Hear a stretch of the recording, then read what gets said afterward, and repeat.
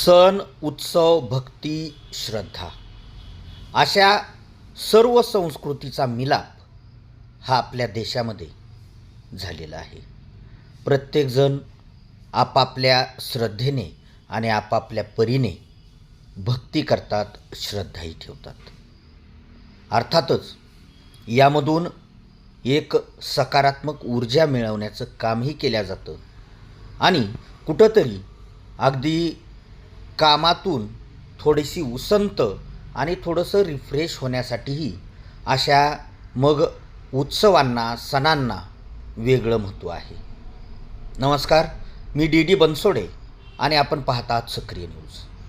हे जे दृश्य आपल्यासमोर दिसतंय, अगोदर मोठ्या प्रमाणावर पार्किंगमध्ये गाड्या आणि त्यानंतर त्या पार्किंगमधून अगदी पुढं जाताना अशा प्रकारे दुतर्फा एक दुकानांची ही जी रांग आपल्याला दिसते आणि हे जे भक्त दिसत आहेत आणि आता या मंदिरामध्ये ही अगदी शिस्तबद्ध लाईन सुरू आहे. दर्शन घ्यायचे आणि दर्शन घ्यायचे या धोंड्याच्या महिन्यामध्ये ज्या तीर्थस्थानाला अनन्यसाधारण महत्त्व आहे, असं हे तीर्थस्थान आहे माजलगाव तालुक्यामध्ये. माजलगावपासून अगदी 10 ते 15 किलोमीटरवर म्हणजे अंतरावर असलेलं हे पुरुषोत्तमपुरी नावाचं तीर्थस्थान आहे. या पुरुषोत्तमपुरीला या अधिक मासामध्ये धोंड्याच्या महिन्यामध्ये लाखो भाविकांची त्या ठिकाणी वर्दळ असते आणि भक्तिभावाने त्या ठिकाणी दर्शन घेण्यासाठी अशी रांग लागलेली असते. अधिक मास आणि धोंड्याचा महिना म्हटल्यानंतर जावयांसाठी वेगळं महत्त्व असतं.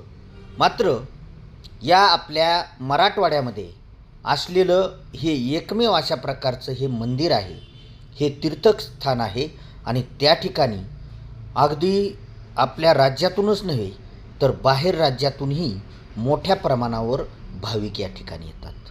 आणि या पुरुषोत्तम पुरी जे आहे, विष्णूचं जे या ठिकाणी मंदिर आहे आणि या ठिकाणी येऊन अगदी भक्तिभावाने दर्शन घेतात.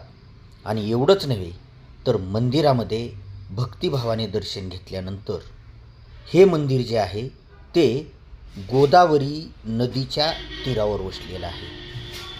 दर्शन घेतल्यानंतर किंवा दर्शन घेण्याच्या अगोदर भाविक त्या दर्शनासाठी त्या ठिकाणी गेल्यानंतर त्या गोदावरी नदीमध्येही जातात, अगदी स्नान करतात. जसे की पंढरपूरला गेल्यानंतर चंद्रभागेमध्ये स्नान करतात. पहा, आपण हा या भक्तांचा उत्साह पाहू शकतो.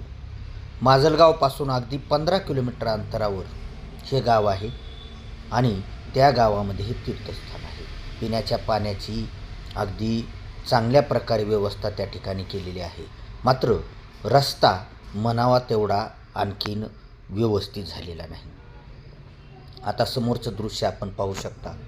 ज्या ठिकाणी मंदिराच्या बाजूला ही गोदावरी नदी वाहते, अगदी समोरच्या बाजूने हे जे आपल्याला छोट्या छोट्या होडी दिसतात, त्या होडीतून भक्त पैलतीरी जातात.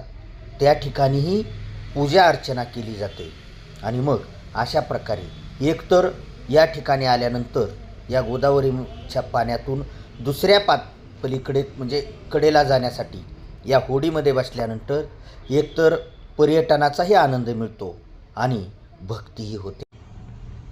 जरी 3 वर्षांनी या ठिकाणी गर्दी होत असली तरी या ठिकाणी थोडीफार भाविकांसाठी सोय होईल अशी सुधारणा होणं गरजेचं आहे. घाट काही बांधण्याची या ठिकाणी गरज आहे. 3 वर्षांनी या ठिकाणी अगदी भक्तांचा मळा अगदी चांगल्या प्रकारे फुलतो आणि एक आपल्याजवळच कुठंतरी श्रद्धेचंही ठिकाण आहे आणि पर्यटनाचाही या ठिकाणी आपल्याला आनंद घेता येतो. अशा ठिकाणाचा थोडासा विकास करणं गरजेचं आहे आणि येण्या जाण्यासाठीही सोय या ठिकाणी होणं गरजेचं आहे.